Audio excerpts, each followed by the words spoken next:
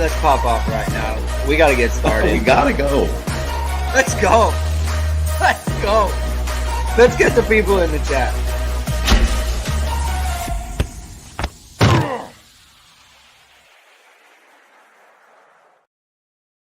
Hello, everyone, and welcome to Hit and Hustle Morning After Recap from irishsportsdaily.com. I'm your host, Greg Flamong.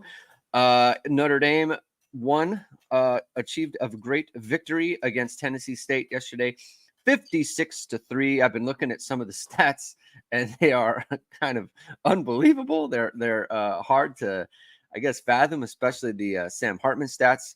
So we're going to be talking about that. We're going to be talking about whatever the chat wants to bring up, any questions that you guys have as far as stats, anything I can look up for you. Please put them in here. That's what this show is for. And if this is your first time catching this show or catching some of Irish Sports Daily Hit and Hustle content, please hit the like button. Please hit subscribe. Please hit the notification bell so you know we're going live. Links to the podcast are in the description below. And before we get started, I just want to say that if you're looking to upgrade your wardrobe, head over to esqclothing.com, where they have the world's first bamboo dress shirt. That shirt is crafted from high-quality bamboo fabric. It's the softest and most comfortable shirt you'll ever put on. It's not only more sustainable than cotton, but also it feels cooler, has stretch, is odor and wrinkle resistant, and it's even machine washable. You've seen ESQ's one-piece collar bamboo shirt all over the nation, and it's the perfect shirt for today's business meeting or heading out for a night out. So use ISD 15 and get 15% off of all online items. Head over to esqclothing.com. All right, everybody. Big game yesterday. Big game. ND for life is here. Good morning, all. He says, JS Fitter, 2-0 start. Enjoy every day. I think we should. I think we should enjoy Notre Dame's 2-0 start. A lot better than last year, of course. Different opponents, but that's fine, right? And, let's see how it goes from here, whether it sets up Notre Dame. Notre Dame's going to have, I think, obviously a tougher test against NC State next week.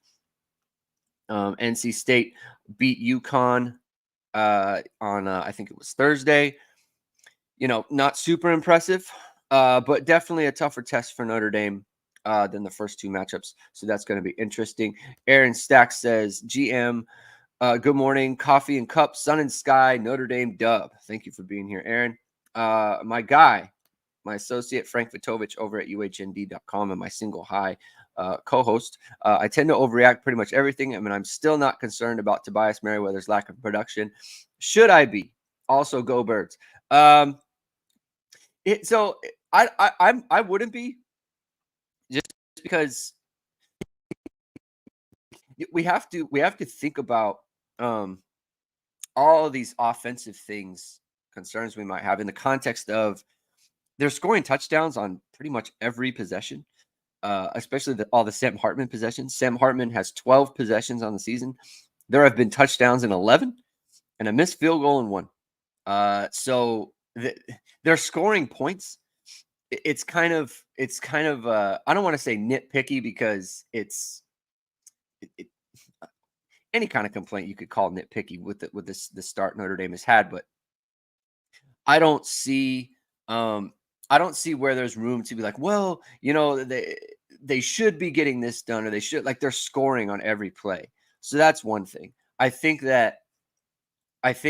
they do need to get something out of the field position. They're not getting a lot out of the field, whether it's Tobias, whether it's Rico Flores, like Tobias's two catches. One was an inside screen where he's running inside. I think he might have been on the boundary too. And the other one was out of bunch when he just ran a hook route. That was also what they got out of Rico Flores, a little hook route where he got his first catch yesterday, or the first catch he had yesterday. So they're not going to the field really at all. And I think that's more of the thing. It's like, how do you get something out of that position rather than who it is? So that's what needs to happen going forward. The other part too is like, why do you need to get to the field when everything else is working for you? Like Sam Hartman has 7 incompletions on the season. 7. Everything else is working. So I think it's just something that they need to get to. And I put it on Twitter. Tobias is the Tobias leads the team in run blocking grade through 2 games. Now, the grade itself, I don't really care about that, and the fact that he's not like the grades are, whether he's a 78 grade or someone's a 77, doesn't really matter to me. The point is, like, I was watching the game yesterday, and he's working his butt off in the run game. If he's working his butt off in the run game, then I'm not going to, I'm not going to freak out about him. It'd be one thing if he wasn't getting production and then he was kind of loafing it in the run game, but he's not. And that's why he's getting the snaps. He led the wide receivers in snaps yesterday. So he's earning those snaps with his effort. And so I think there's something to be said for that. Thanks for being here though, Frank. I think this is the first time I've ever seen you in the chat. All right. CFB Hertz says started last year 0-2 and finished 9-4. Now we're starting 2-0. Are we finishing 4-9? Would be bad. Would not be good. That would make for some lively shows. Let's see. Quest for greatness. Not worried about Tobias either. So many people are touching the ball every game. I think Tobias will have his day. Absolutely. What I do think is, and this might be for the whole kind of roster on offense and even defense, the way they spread the ball around, no one is going to do big numbers. I don't see someone really extending themselves. Like they might have, I was telling Jamie and I were talking about this on the instant reaction yesterday. They might have 4 or 5 players at 40 catches. It's just Sam Hartman is spreading the ball all over the field. They're just not going to be one player where you see them accruing a bunch of big snaps or stats. It snaps too. Like it's just not happening. Now, granted, in the bigger games, they're not going to see as much rotation. We're not going to see as many people touch the ball in the bigger games, maybe even next week. But it's just without the accumulation of stats in games like this, it's just going to be hard. Punkenshine says NC State struggles, something to take note about, or week 1 jitters. I wouldn't say jitters. I mean, they just it's not that they struggled per se. It's the way that they played. Brennan Armstrong, everything underneath, like under 7 yards per attempt. He's running the ball all over the place. Like he's like, look, this is the problem. This is what happened to him at Virginia. This is how he got hurt and he didn't get to play in the Notre Dame game in 2021. They used him up. He just got beat up. And I can see that happening again. They ran him over 20 times. He's throwing the ball. He's a super physical player. He's gonna get hurt again. And I think that's a bummer. Like it just is the way that they're playing. So yeah, I think, they have some good players, and Jamie will go into it more because he studies those guys a little bit more. But I wouldn't call it jitters. It's just the type of team that they have. And I mentioned on the show yesterday, that 2021 Virginia team, they had some really good wide receivers on that team, and I don't think NC State has that this year. So we'll see how that goes.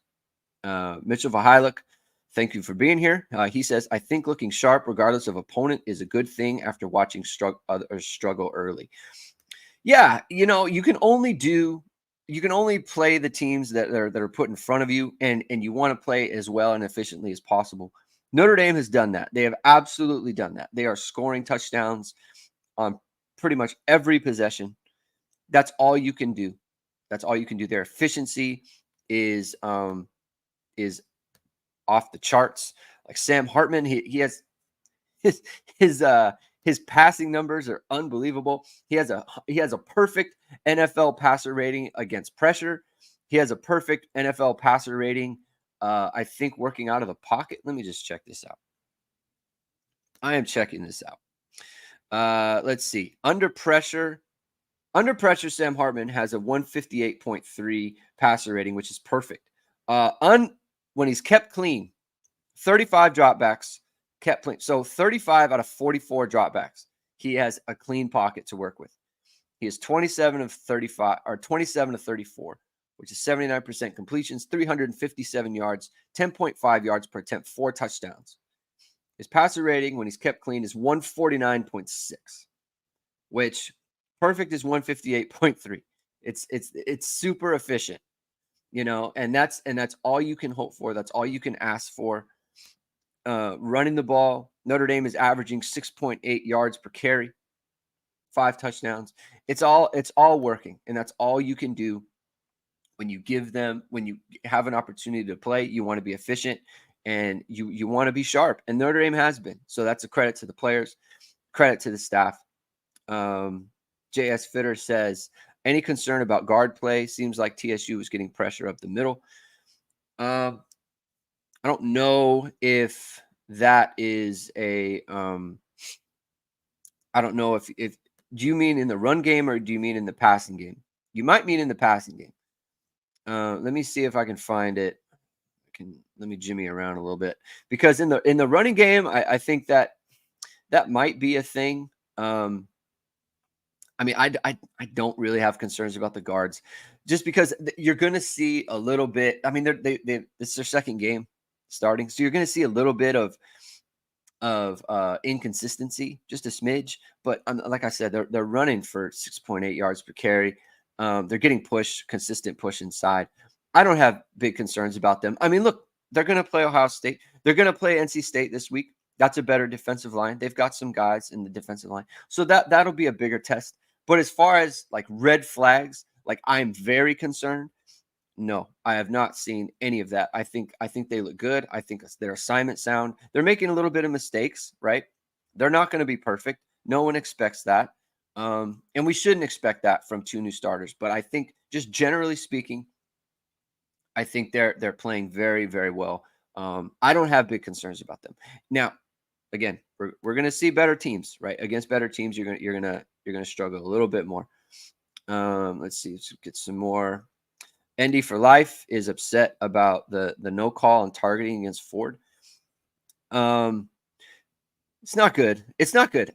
And the other one too is, I don't understand the logic in not looking at that one and not giving targeting on that, and then banging Antonio Carter when he was actually trying to do the right thing. And that's the problem that I have with it, is he comes in, he is low, his head is going to the side. And this is all the things that the NFL or the rules expert said.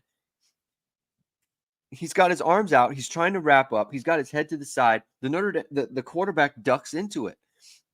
The quarterback creates the helmet to helmet. Antonio Carter does not.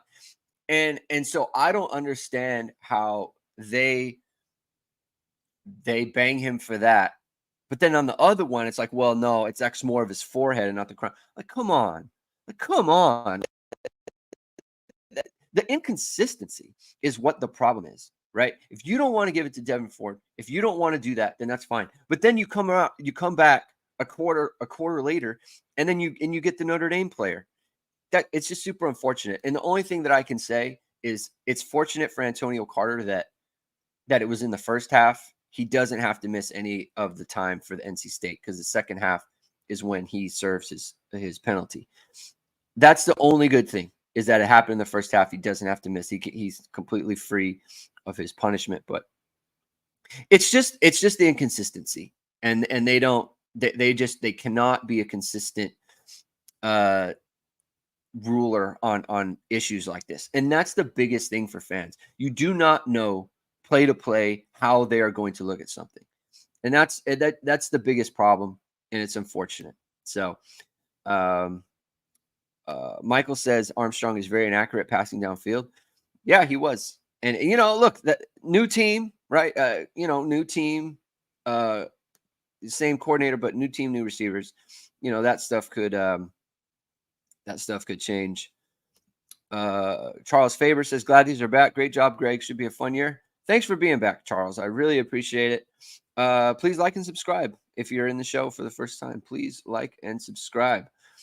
Let's see. Quest for greatness. What's the deal with special teams? Missed field goal, kick return, punt return protection hasn't been there.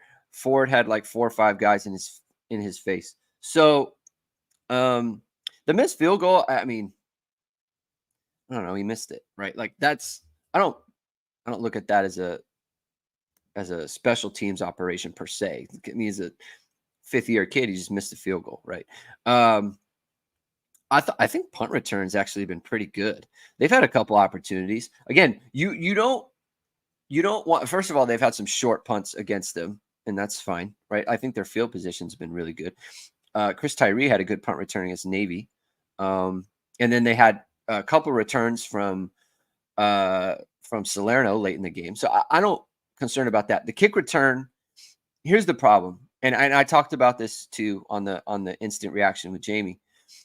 I knew he was in big trouble. Notre Dame had a left return on, and they squibbed the ball to the right. So he is all the way like outside the numbers on the right. Devin Ford has to run all the way across the field. And not just that, but he's running like on the like he's not moving forward either. He literally has to run completely across the field. He's never making it. He is never going to make it because the timing is off. The way the blocking works, it is off. It is not going to work. He is never getting around the corner there. And the blocks, the way that they're set up, it's like they're going to block for a little bit, and then those guys are going to come free. When the timing is off on a play like that, you're done. You are done. And I've been in that position where the opening kickoff of my senior year, it was kind of a similar situation. I had to get to the wedge up in the middle. This was going to have a wedge. I caught it. They were way too far away. And I was like, I need to run and sprint to get to that wedge before they get through. I didn't make it, and I got crunched in a very similar way. I got absolutely crushed. And so when I saw him doing that, when I saw him running left, I said, he's never making this, and he's got to be careful. And obviously it went how it went. I think in the future, they'll tell the kick returner, just get to the sideline, get as many yards as possible, and get out of bounds or get down or something. Because it's just unfortunate that they had a left return on when the kick went the way it went. So that's how I feel about it. We'll see, right? Like I think there's more games to be played, obviously, and this stuff will become more clear as we get going. Mark Youngman, thank you for the super chat. Love the work you guys have done this year. Keep hitting and hustling. Absolutely, Mark. And thank you for being here. Thank you for the super chat. You guys make the show what it is, right? I can't do this show without you guys being here to miss. So or to be here. There was a Rajon says there's a blocked field goal. That's a special teams play, so that's very nice. Yeah, Carter wanted to see Carter out there. That's the bummer for him, for Antonio Carter. He's going to get a ton of snaps in this game, and he can't because he gets kicked out. It's just ridiculous. It's a ridiculous rule. It's so bad. It's so bad. Like it's a bang bang play where the strike zone moves when Carter can't do anything about it. He's committed, and the strike zone has changed, and now he's ejected. It's just a terrible, terrible rule, and they need to get rid of it, and they won't. So it's just a bummer. It's just a bummer for him. Quest for Greatness, thank you also for the super chat. Really appreciate that. Let me see what I could. Oh, okay, here we go. Let's read this from John Murphy. When was the last time Notre Dame played so many true freshmen in the first 2 games to open a season? How many true freshmen have played now? 9. I can go back. And check the. Let's check the snap counts, right? And we'll figure it out. I mean, there's been a lot. There's absolutely been a lot. I mean, it's not so much even playing. It's like getting real reps, right? Like Jeremiah Love is scoring touchdowns on the first series. So that's a big deal. And all right, let's see. All right, true freshman, Jaden Greathouse is 1. Jeremiah Love is 2. Rico Flores is 3. Kenny Minchie is 4. Although does he count? Do we count him? Let me know. Let me know if we count him. Braylon James is 5. Okay, so 5 on offense. Let's go to defense. Let's see. Where are we at? 5, I said. Okay. Jaden Osbury is 6. Brennan Vernon is 7. Christian Gray is 8. No, he's not. Preston Zinter is 9. Adon Schuler is 10. Micah Bell is 11. Talich is 12. 12. So I have 12. And that doesn't count special teams either. So that's what I would say. They have 12 true freshmen that have played, not counting special teams. I think Drake Bowen probably would have played, but he was hurt after the Navy game, so that's a bummer. So yeah, I think real reps. And look. I would have to go back and look at like who the freshmen that are playing in like the New Mexico game or the Bowling Green game, when those were huge blowouts as well. This is where the schedule has kind of helped Notre Dame in terms of getting those freshmen on the field. But when you look at like regulars, like Jeremiah Love is a regular, Rico Flores is a regular, Jaden Greathouse is a regular, right? Like it's not that they don't. It's like those guys are going to be mainstays, fixtures on the team. Christian Gray is going to continue to get snaps. And so that's a big one. And not just that, but like the redshirt freshmen too, like Josh Burnham just comes to mind, right? Like Jalen Sneed comes to mind. He's not a redshirt freshman. He's like, very young player. And I think that's the thing where like, think about in Brian Kelly's 2010, 2011, and even 2012 seasons. Think about the seniors that were mainstays, the key to all of that, guys who are already on the roster. When we talk about Marcus Freeman is changing, recruiting and the guys that Notre Dame brings in, this is where it is. Look at the youth out there, like Burnham, Junior Tulihalamaka, Holden Stays, right? Like guys like that. Even Jabron Payne, he wasn't a Kelly recruit. Like the guys like that, Jeremiah Love, Jaden Greathouse, Rico Flores, Tobias Merriweather. Like these are all players who are young, are coming in, and guys that Marcus Freeman targeted. That's where you see it. You don't see it in recruiting rankings because those can be, that they're looking at a different kind of way. Cooper Flanagan, that might have been special team stuff. He wasn't on the he's not on the snap counts for the season. Maybe I missed him. It's possible I missed him. But Flanagan might be out there on Cooper Flanagan, that's right. So 13. There you go. Got him. He had 10 snaps. So again, it's that. Judge the recruiting on who is contributing out there. Who is playing? How do they look when they play, right? And that's how you judge that stuff. We always talk about like, recruiting rankings, they don't tell the full story. The games tell the full story. That's where it all shows up for Notre Dame.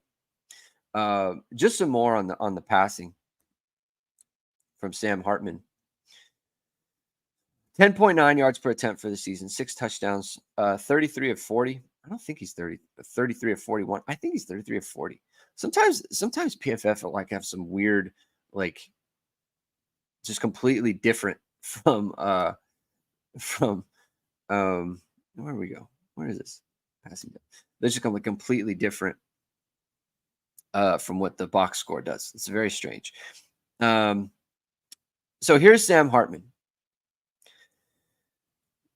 On throws of 10 yards plus, so 10 to 19 yards and deep 20 plus, he is 12 of 15 for, let me just do the quick math here. About 141 yards, 241 yards, 4 touchdowns. He has a passer rating or a grade of 93.9, 89.7 on those two things. Throwing deep, he has a NFL passer rating 141.4. It's just some of these Sam Hartman numbers are kind of, it's just like insane to look at, especially when you consider the way that Notre Dame has struggled throwing intermediate to deep. It's like that's the part where it's just we're not used to that. We're not used to the efficiency. We were saying on the show yesterday, the passing game. I don't want to say the opponent doesn't matter, because it obviously does. But you could struggle in the passing game, as we've seen multiple times. Not to besmirch, but you can struggle against air in the passing game if you're not sharp. The sharpness is what stands out to me, because I still don't think that we have seen, quote unquote, why Notre Dame wanted Sam Hartman in the game or what on the team to make the transfer. Like, we haven't seen what he can do and how he can truly elevate the team. And that's where it matters. That's when it matters, when we'll see, like, against the Ohio States and the USCs and that sort of thing. But even that he hasn't taken his game to that level, he is still just carving up defenses very methodically. And that is kind of part of why you want Sam Hartman on the team, because he's so good in every phase. But it's just we haven't seen him do his fulfill his potential yet as a passer, and he's still doing these numbers. It's very, very impressive, you have to say. Let's see. Charles Faber is talking about Brian Kelly not playing freshmen, young players. Kelly would have tried to finish the game as quickly as possible. Freeman wants the opportunity to coach his players. Yeah, I agree. I mean, the Brian Kelly team, would it have finished at 35 or 42-3? That's a good case for that. There's definitely a good case for that. They let Steve Angeli throw the ball down the field, which is very nice to see. Charles Faber also says, I'm really happy that Patelho is doing well so far. He is key. He has been very good. He has been very solid. He's been almost like he hasn't been a volatile player, in that we haven't seen, like, from Jalen Sneed, for example. We've seen some great stuff from Jalen Sneed, some really good explosiveness, like coming off the edge on blitzes. And we've also seen some just kind of squirrely stuff from him. Jordan Patelho, we haven't seen that. We've seen solid play. We've seen when he's had the chance to rush the passer, he's gotten after the quarterback. It's been very good for him. It's been very consistent. And that's what you need from your frontline player. You need good play and you need consistent play. And we've gotten that from Jordan Patelho so far. So that's really nice to see. That's a really good comment. Let's see. John Murphy says, you nailed it. And yes, meaningful minutes. So Minchie doesn't count. Yeah, I wouldn't really count Minchie. I'm just counting the players that played. Like, there's the number of freshmen that are going to play every week is notable here. I would think 1990 was the last time so many true freshmen played significant minutes. Future article on this topic. I'll send it over to Drew. This is something that Drew could dive into. He should probably wait a couple more weeks to see. Well, because it's not a good gauge against teams like this when there's a lot of mop-up duty. Like, let's get to games when there isn't as much mop-up duty, and then it's something to monitor. So we've been saying something to monitor for everybody. Michael Wu says, you think Marvin Harrison Jr. will have a season like Jackson Smith and Jigba and Jordan Addison's last year in college, as in not risking injuries in his draft year? It's possible. I heard he got hurt a little bit yesterday. It's just that and I don't know Marvin Harrison Jr. very well. It's just, if Marvin Harrison could have left for the draft last year, he probably would have. He'd have been the best wide receiver I think he'd have been the first receiver off the board for sure, because those receivers didn't go till the teens. And so it's just, this is kind of beneath him. And then Kyle McCord, like, he did not look good yesterday. So that's not like that. It's just, I could see him being measured in his approach. Now, maybe not in the big games, right? Like, he doesn't need to do it in the Indiana game. He doesn't need numbers. He doesn't need the accolades. He's been a first-team All-American already. People already consider him the best wide receiver in college football. So maybe for the big games, he ramps it up. But we'll monitor this, Michael. We'll monitor this. It's not a bad take. Not a bad take. Air Pro K, thank you for the super chat. You worried we haven't taken the top off yet? A little bit, to be honest. A little bit. Not totally worried. Because, again, they're scoring touchdowns all the time. They're scoring touchdowns on every possession. Have they not taken the top off yet because everything else is available? Maybe. They haven't. Here's the thing. They've only missed on it one time, and that was the throw to Tobias where the ball is late and it's short in a condensed field. That's the only time they've taken a shot and missed it. They haven't thrown any others. Now, I have to see the all-22 to see, like, are they trying it and it's not there? Or are they just kind of not really making a concerted effort on this? Because they're not playing a ton of plays. That's the other thing. They haven't, Tobias Merriweather's leading the receivers in snaps at 35. They have not. I just feel like they haven't shown all they can do because they don't need to. I don't even know if it's on purpose, right? They just don't need to. Every passing concept they have tried has kind of worked.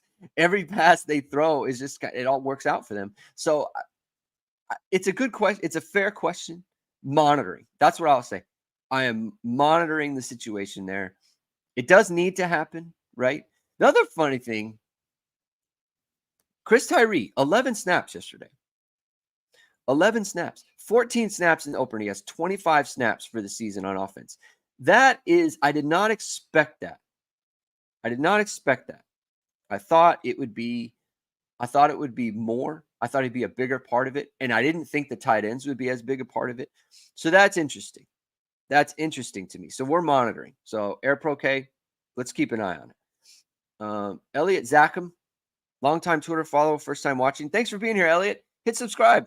Come back. We'll be here every week. How worried should we be about Riley Mills? Feels like little production through first two games. It needs to be better. Jamie talked about this a lot on the post game yesterday. It needs to be better. He's credited with one hit on the quarterback yesterday, no tackles, one missed tackle. They get outside of him, on the first drive yesterday. He comes free, gets off the block, and he's got the running back there, and he dives and misses. It's just, you're a senior, Howard Cross, juxtaposed. Howard Cross is flying into the backfield all the time, being disruptive, getting off blocks. Riley Mills is staying blocked, not being disruptive. And it's just, you look, Gabe Rubio, he gets in the game. He got short snaps against Navy. He's flying in the backfield. We're just not seeing it from Riley Mills right now. It needs to be better from a senior. I'm a big, like, when you're a senior, you can't make mistakes. I don't like mistakes from seniors. On the first drive yesterday, Maris comes off. First of all, Maris was very active. Okay. Very active again. He had 4 pressures, right? So he was getting after the quarterback a good amount, right? So this isn't like, I'm not banging on Maris as a total bad game, but just an example. He comes off the edge, the quarterback gets around him, and they get the pass interference on Thomas Harper, which I did not like. But it's like, look, man, you're coming off the edge like that. He cannot get outside you. That is just, you're a senior. You've been in college for too long. You've played too many snaps to let that happen. That's a young kid thing. It can't be a senior thing. And we're seeing a lot of that from Riley Mills right now. So again, it needs to get better. It absolutely needs to improve there. Aeropoke. No, I hadn't addressed it yet. So good question. Good question. Glad you brought it up.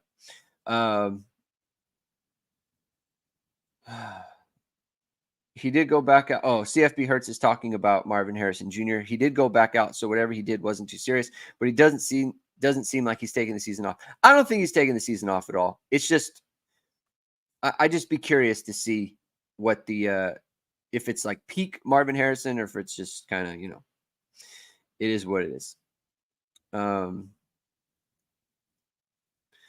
Quest for greatness. I wonder how much of the offense we're actually seeing. I don't think they're seeing that much from a practical standpoint. They've gotten way up.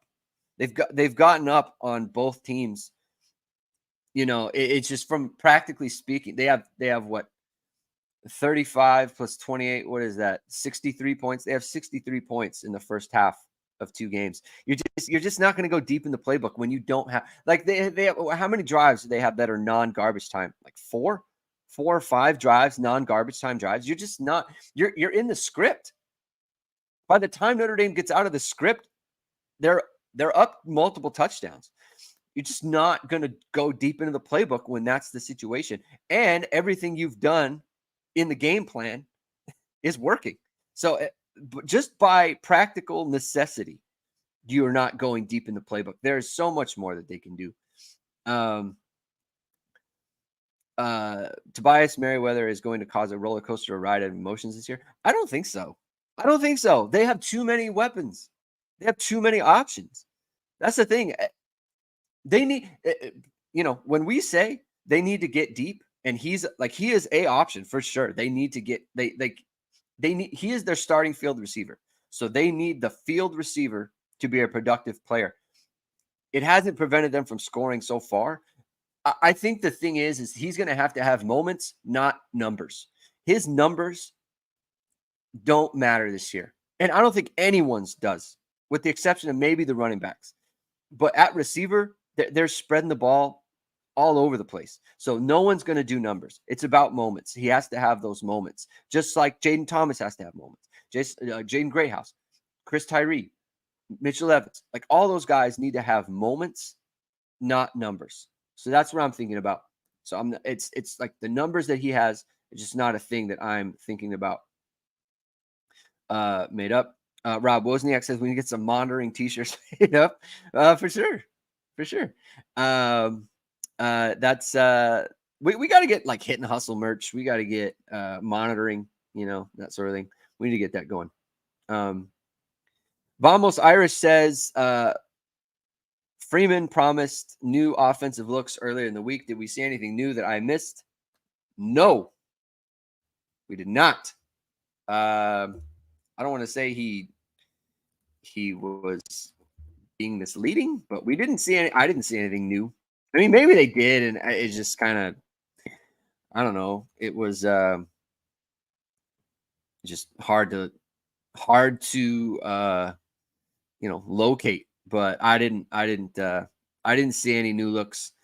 But my friends, if you are looking for a new look on your social media for your business, you're looking to upgrade your business platform with some cool video and photo, then you're going to want to hit up VSR Media, which was founded by Notre Dame football pregame host and Emmy award-winning anchor Vahid Sadrazadeh, who has a sweet video up on their Twitter feed of Jeremiah Love scoring a touchdown yesterday. VSR Media provides professional and cinematic video and photo, whether you're looking for a collegiate or pro-level highlight reel, have a personal story to tell, or are aiming to diversify and grow your business. VSR Media specializes in short and long-form video storytelling, social media management, and website design. VSR Media also captures professional headshots, senior, and sports photos. Contact them at vsrmediacompany.com and mention Irish Sports Daily to receive 20% off your first project. Visit them online or give them a call at 574-800-9106. All right. Aaron Stack asks, Greg, who has more snaps, Jaden Greathouse or Chris Tyree? I'm going to say it is Greathouse, but I will look up the specific numbers for everybody. I'm very surprised at the Tyree snap counts. Very surprised. I assumed that he would have a much bigger role. So let's see here. I might be wrong about this. Oh, Greathouse. Greathouse has 32 snaps. Tyree has 25. So, Greathouse is not crushing the snaps either. But Chris Tyree, I don't know. It's interesting. Something to keep track of there. It's interesting. What stat has surprised you the most in your stats dive?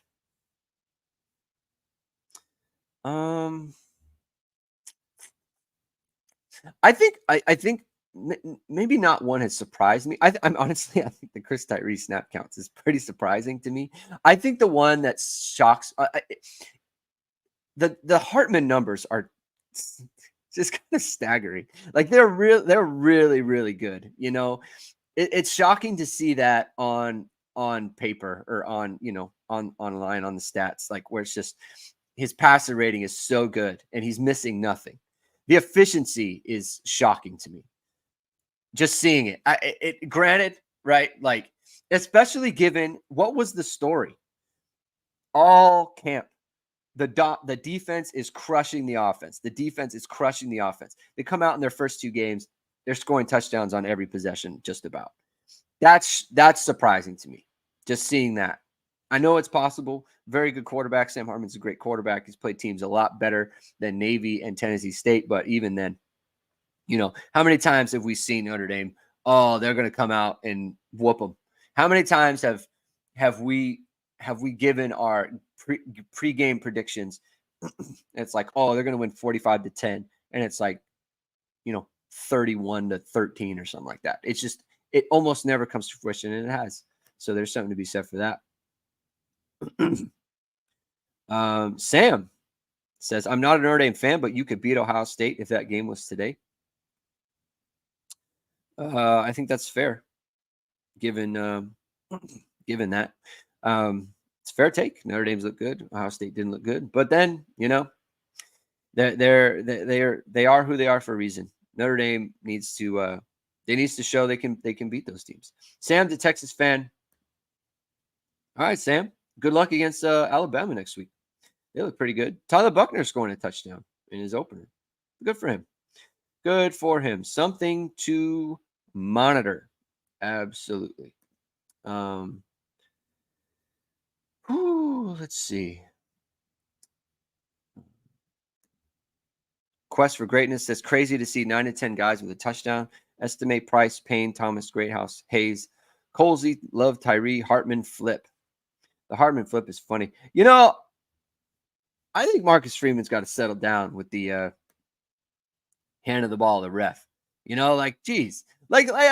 He's banging Ramon Henderson. Ramon Henderson, diving interception. Terrific play, right? Clearly fired up. And you do have to be careful with spiking the ball, throwing it on the ground. You do have to be careful with that because you never know with these referees. They love to insert themselves into the story a little too much. So he does have to be, but he's super excited. It's a diving interception, and Marcus Freeman's banging him for not handing the ball to the referee. Come on, Marcus. Let the boys have a good time. Brian Haney is here. Thank you for being here, Brian. Really appreciate it. Question: we aren't used to this efficiency. How does it compare to Georgia, Bama, etc.? In other words, spreading the ball around, different receivers scoring, different backs scoring. Bama looked similar yesterday, to be honest with you. Bama looked very powerful run game. Honestly, very similar teams, with different styles of quarterbacks, obviously. Milroe is much more of a runner than Sam Hartman is. Sam Hartman's much more of a passer, but I think both teams look similar. I think it's something like that, Brian, to where, how many times have we seen Georgia or Alabama go out there? USC is another example. Ohio State's another example in the past where, it's like it's 42-0, and then they're giving the ball to some freshman, and they go out there and look great. And you're like, man, that guy, he looks awesome. Wish Notre Dame could play freshmen like that. And so that's what Notre Dame is doing. So that's a good point. Yeah. I disagree with that, Michael Karinsky. Buckner looked much sharper throwing the ball on that touchdown drive than he ever did at Notre Dame. I mean, he threw an out route and he threw a seam route, where he dropped the snap, by the way. Like Tyler Buckner, he's always kind of manic back there. You're never bored watching Tyler Buckner play quarterback. He gets the ball, drops the snap, and then just picks it up and throws the seam route to the tight. I thought he looked good. I just he did some good stuff for Notre Dame last year. He did, especially in the bowl game. He looked fine. Looked fine. Also good against the opponent. It's nice against that opponent, and it's nice to have Alabama's players. I will say that they've got some real speed. Yeah, Rajon Buckner is the number 2. It seems like he's beaten out Ty Simpson for that number 2 role. It probably helps that he's similar to Milroe in that sense.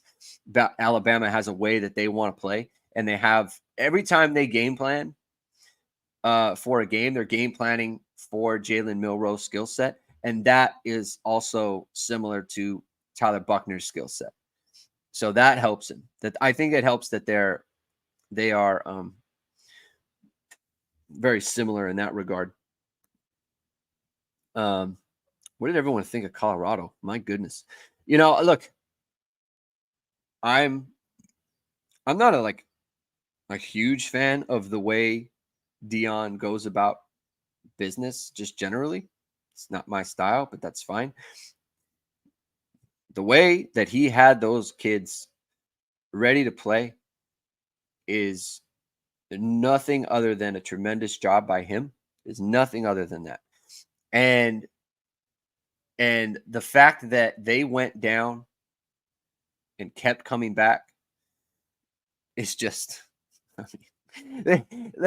Travis Hunter took more snaps yesterday than any Notre Dame player has through the first 2 games by a lot. He had 120 something snaps. The most snaps any Notre Dame player has taken is 104 by the starting offensive lineman. It's incredible. It's incredible. I mean, that's really kudos to him. That is very hard to do. It is very hard. Michael, it is absolutely not sustainable. 100% not. He cannot do that. He will break down. It is just not just that. He's such a physical player. He is very physical. He is involved in so much that it's just his body will break down at this level of the sport. 100%. But I mean, look, I can't say enough about his effort. That is one of the best performances in college football in a very long time, just bar none. Very, very good. Dylan Edwards, it hurts my feelings so much. I loved him as a recruit. I didn't care. He was a 3-star for a while. I did not care. I thought he was great, and he looked good. Shedeur Sanders, his son, was awesome. He threw some balls that were just really good. Skill talent on offense, yes, is there. TCU definitely left some points out there. 2 interceptions inside the 10, 1 in the end zone, missed a field goal. The TCU left some points out there. I mean, the Colorado USC game is going to be incredible. Incredible. That's going to be a great game. So, look, credit to Deion Sanders for that. I did appreciate appreciate Jason Garrett giving credit to Deion Sanders during the Notre Dame game. Yeah, man. These guys. Jason Garrett is just not good. It's not good. I don't like dealing with this. The officiating is obviously terrible. They just don't do a good job, just in general. People are always banging me for like, why are you bringing up the refs? Because I want to. They are a part of the game. Like, I don't like. Look, if I'm equal opportunity, if I give Riley Mills a hard time for missing a tackle, then I'll be darned if I'm not going to give the refs a hard time for being bad at their jobs. They're out there. It's not charity. They're getting paid. I need a better product. I need a better product out of these guys. It's just some of the calls, I don't appreciate.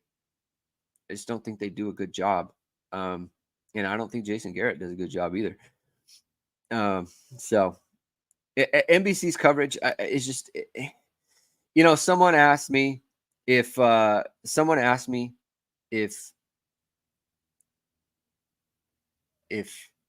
NBC would really pay the amount that Notre Dame wants to and treat the product the way they do, to treat it like this.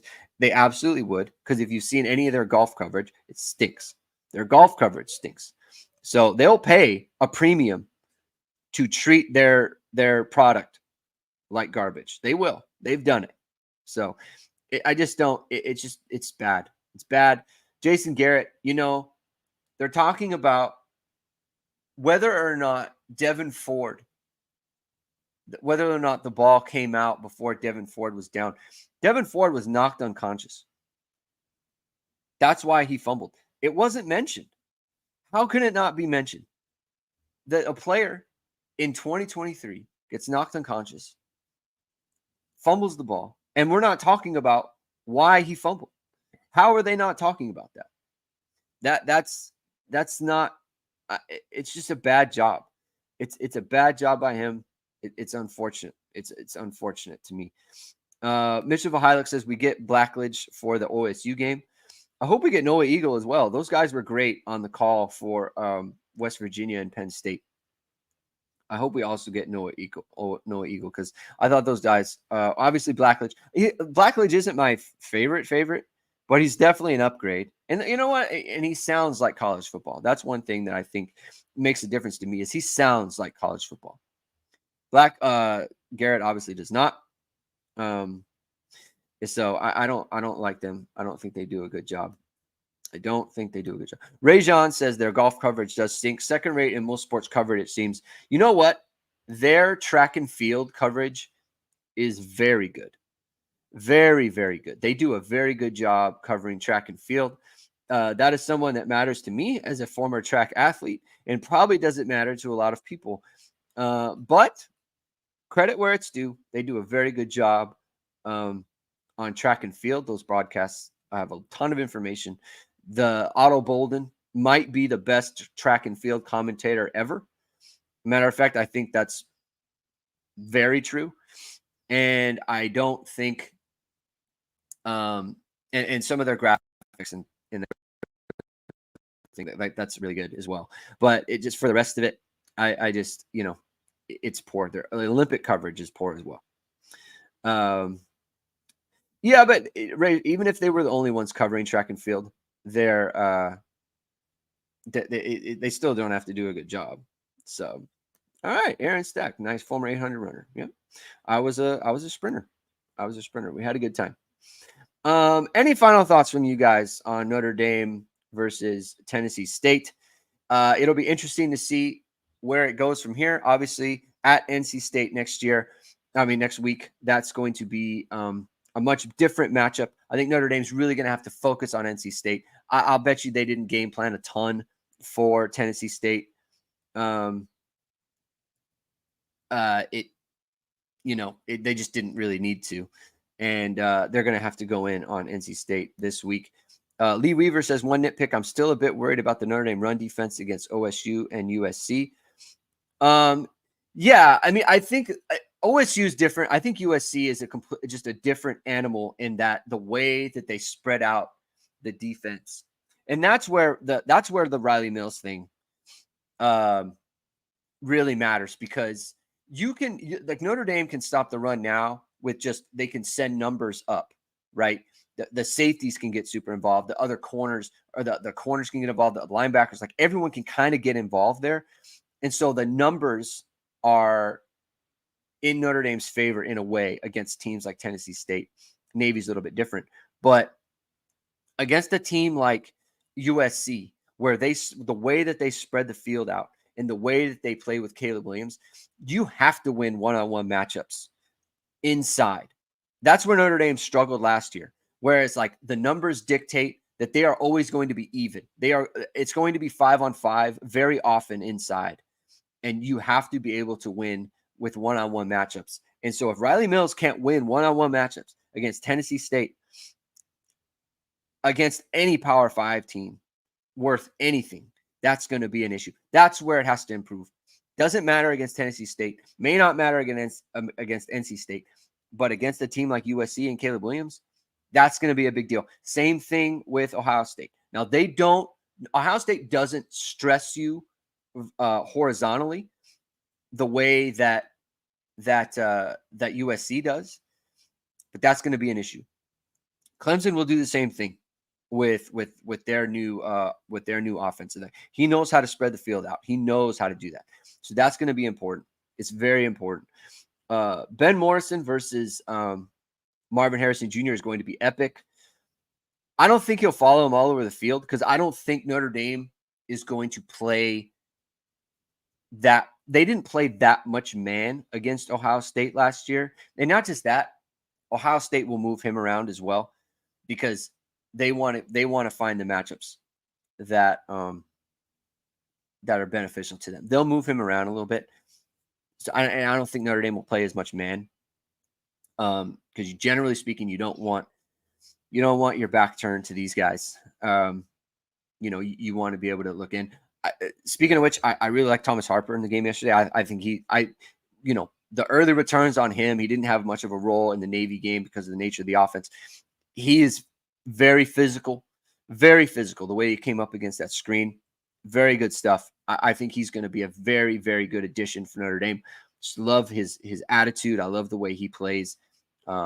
Very, very good pickup for Notre Dame. I really enjoyed the way that he played. Still missing tackles. Yeah, that has to get cleaned up. That'll hurt Notre Dame against any team.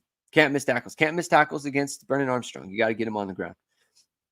That's going to be important. Let's see. CFB Hurt says, what do you want to see most next week? For me, I want to see the D-line really step up and dominate. Yeah, I think the D-line for sure. I mean, get some real, because like they're going to get the ball. I mean, they get the ball out a lot. I want to see them just completely overwhelm Brennan Armstrong. Just completely overwhelm those guys. And I want to see the offensive line as well do it against a real team. Do it against a real Power 5 opponent with some NFL caliber players on the line there. That's what I'm looking for. And it's just like the whole offense, like do it against a real defense, like a real Power 5 defense. The defense struggled against the run against UConn. UConn couldn't really throw the ball. So let's see it. It looks great against the Navies and the Tennessee States. Let's see it against a real team like NC State. That's what I'm looking for. Rajon says, it's great starting my Sundays talking Notre Dame football. I agree, Rajon. It's a great time, and I'm having a lot of fun with it. And I think we can leave it there for the day. Thank you, everyone, for tuning in. If this is your first time catching me, please hit like, please hit subscribe, please hit the notification bell so we're going live. Jamie and I will be back on Tuesday talking about this game. It's gonna be a mailbag. If you're a subscriber to Irish Sports Daily, we're gonna have a lot of mailbag questions. Anything you want to ask us, feel free to throw it in there. Big game week coming up against NC State for Notre Dame's. It's a first road game that isn't in another country. So check us out there. Check out irishsportsdaily.com's coverage as well. So thank you, everyone. Have a great rest of your Sunday. Have a great Labor Day day off tomorrow, and we will talk to you on Tuesday.